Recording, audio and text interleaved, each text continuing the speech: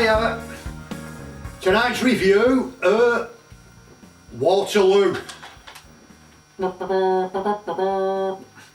watched it on June 18th, yeah, at night, exactly 200 years to the day since it happened. Did you see TV listings? What did they have on? Did they have anything on to commemorate that, you know, the epic victory at Waterloo, yeah? All on main channels, fuck all, nothing.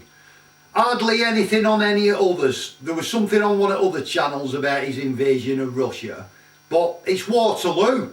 They should have had something, at least have the film on, you know. Absolutely useless. How can they not have it on? Honest. Oh, excuse me. So, Waterloo.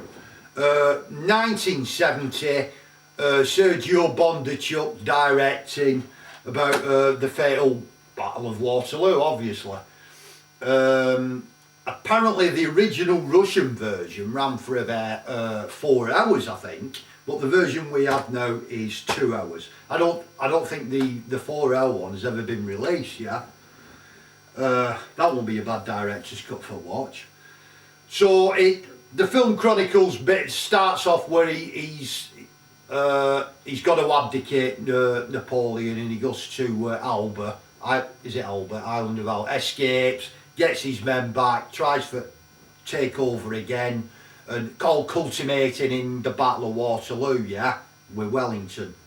And it's like the kind of lead up to that, and then you get the battle. I'm not mega up historically wise on the era, you know, Napoleonic Wars and all that. Although it's always seemed a fascinating subject if I can get round to reading up on it. But I was reading on Amazon some reviews at movie and for DVD, you know, and some of the people there were saying, you know, historically it's pretty accurate, you know, especially without costumes and stuff like this, yeah. And I think they employed Dino Delancey. He's got umpteen thousand million Russian troops, didn't he? Red Army to act as the extras, as the British and French, like, you know. And of course, Rod Steiger as Napoleon outacts them all. He outacts the entire Russian army, doesn't he? France will follow me to the stars if I give it another victory. Bastard. Wellington. Why is it always Wellington? Bastard, you know. My children, my sons, like, you know. And like I said, I'm not well enough up on the historical thing to say, you know, Napoleon, was he really a hero or villain or what have you, or was Wellington a good guy or not, blah de blah, I don't know. But surely, certainly in the film, it's kind of, you kind of with Napoleon, you know, it's kind of angled that way slightly.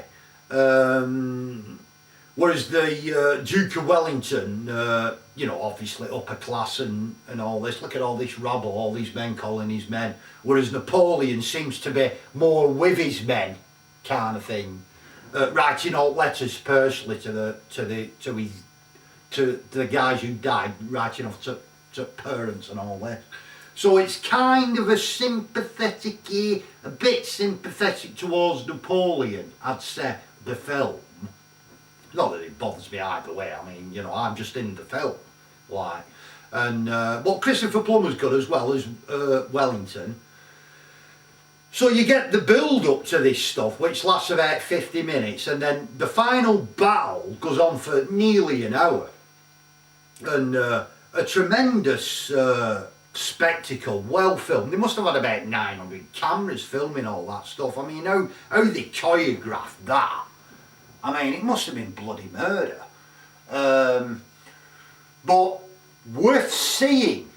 I mean, Waterloo, even if you're not into Napoleonic Wars, this or whatever, the film's worth seeing for a kind of filmmaking that you just don't see now at all. You'd never see this now, because they just, even if they had the budget to film it, they just CGI it to death anyway, where there's no CGI in this at all. It's all in camera actual stuff, yeah, and it's amazing for to see.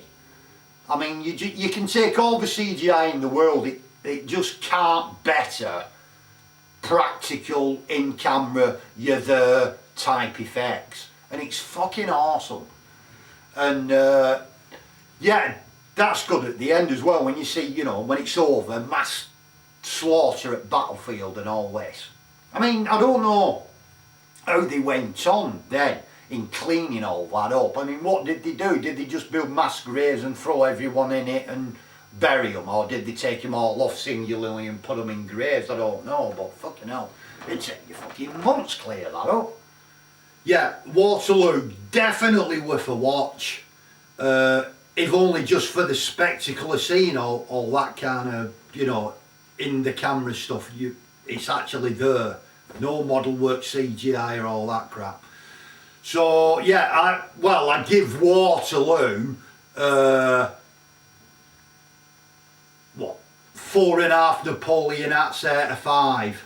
Yeah, so yeah, definitely worth a watch. So that's it for another 200 year. I'll review it again in another 200 year, like, you know.